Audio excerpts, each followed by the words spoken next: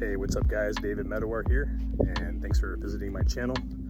And I'm up here in San Diego, up in Del Mar, getting a little bit of a sweat in and hiking along this cool trail that overlooks the water, as you can see. Pretty awesome.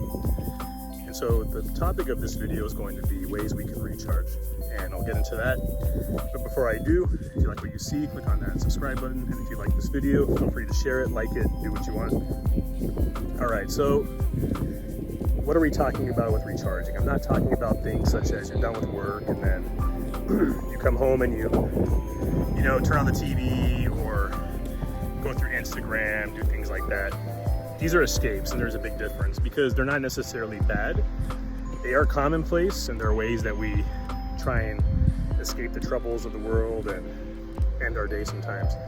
But what I'm really talking about more so is things such as, what do you do for you? In terms of, if you feel drained, you feel like you're doing so much for others all the time, how are you actually getting back to being grounded? I don't mean grounded like when we were kids getting in trouble. I sure did a lot of that. But I'm talking about things such as, do you journal? Do you take a solo vacation? Do you go and just take walks? Maybe listen to podcasts? Or drop a comment below if you have a favorite way of doing that. For me, ultimately, my favorite thing is the beach. My thing is water, right? So for me, water is very healing, very recharging. And so I like going to the beach. Sometimes I try and take these solo trips, and sometimes I'm with family, whatever, and whatever it is, I like something about the water and the waves, the sounds. It's very therapeutic for me, and that's my go-to. But I don't live by a beach, and so it's not really feasible for me to do it every single day. I can't just go outside and walk out to the water. And so some ways you can do this, right, would be maybe you go and find a spot in your house that feels super relaxing to you. Maybe it's your bedroom, it could be your office, it could be anywhere. It could be your patio, your porch. And you could put on the sounds of the ocean. Say you're on YouTube and you want to put on some background music. You can do something like that. You could put on the sound of a fan. Maybe you've got some piano, whatever it is. And so we don't have to always physically escape somewhere to find that niche of how do we recharge. And I talk about this in the book too, in my anxiety book. You can look at the link below. I have a chapter dedicated to this, talking about ways of recharging. And so this is incredibly important, especially if you're empathic and you're so used to giving to others, is that we sometimes do this at the expense of ourselves because we can't say no. And so day in, day out, you're so used to essentially trying to give to others, and what ends up happening, right, is that you end up fully drained. You're that yes person. Maybe you can relate to how I used to be, where you're always just trying to do everything for others, friends, family, and sometimes we just don't even know how to say, you know what, I'm gonna pass on that invite tonight, I'm gonna stay home, I gotta take care of me, because we don't want to disappoint.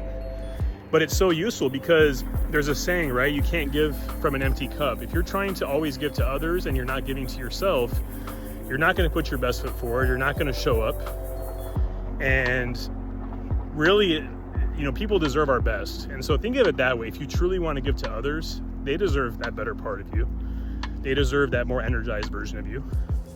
And so if we're, constantly losing ourselves and we're not, healing, we're not taking time for us, you're going to be crabbier. You're going to probably be passed out on the couch. They're going to sense it. They're going to feel it. If you just constantly do things you don't want to do and you're just saying yes to it, people can feel it, so that it becomes an issue of trust and not, being genuine, things like that. But I'm actually curious to see what your guys' favorite ways of unwinding and recharging are, because that's something I love doing now. Growing up, I was always go, go, go, especially when I was in school doing my studies, and really it was just going from point A to point B to point C and never really taking the time to just step back and do things to just kind of recharge and say, you know what, you don't need external noise sometimes. You just gotta do your own thing.